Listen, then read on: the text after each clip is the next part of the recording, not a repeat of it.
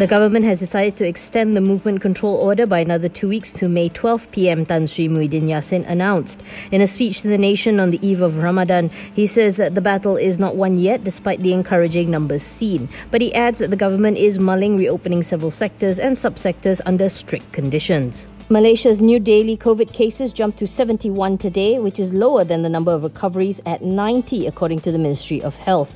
This is the 7th consecutive day where new cases are in the double digits and is the 8th time since the movement control order began on March 18th. The current infection number stands at 5,603 cases. 2 more deaths were reported today, which brings the death toll to 95 cases. The total number of cured cases is 3,542 as at noon today. At this point in time, the number of active cases is now 1,966, the lowest since March 27th.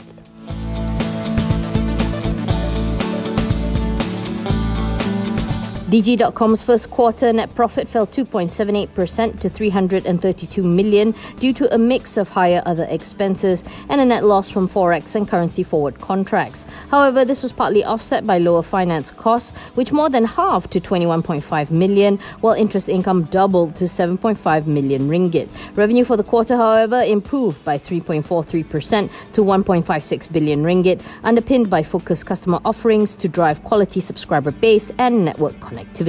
The telco declared a first interim dividend of 4.2 cents per share. CEO Alban Murty says that Digi managed to continue its momentum from the fourth quarter of FY19 to ensure that it could quickly adapt to the growing COVID-19 concern. Going forward, he says the telco will continue to maintain a balance of responsible financial management together with focused investments on network and digital capabilities to stay resilient.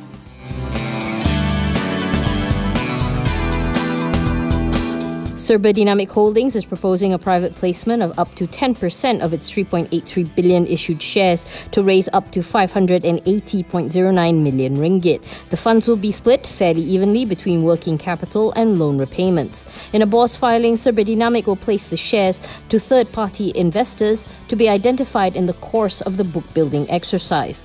Based on the illustrative issue price of 1 ringgit 47 per share, the proposed private placement is expected to raise gross proceeds of approximately 450.57 million under the minimum scenario and 580.09 million under the maximum scenario. The issue price represents a 10% discount to the 5-day volume-weighted average market price. Serba Dynamic was last traded at 1 ringgit 62.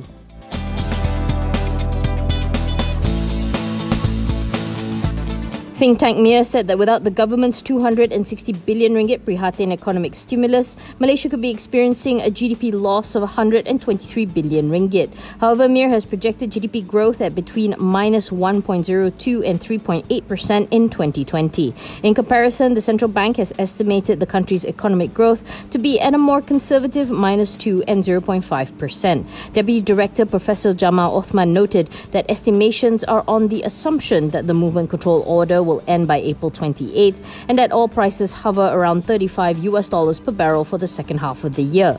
A full rebound in economic activities is expected by the third quarter and further strengthen in 2021. As for a worst-case scenario, production and trade may not fully recover by the fourth quarter and for the first quarter of next year as well.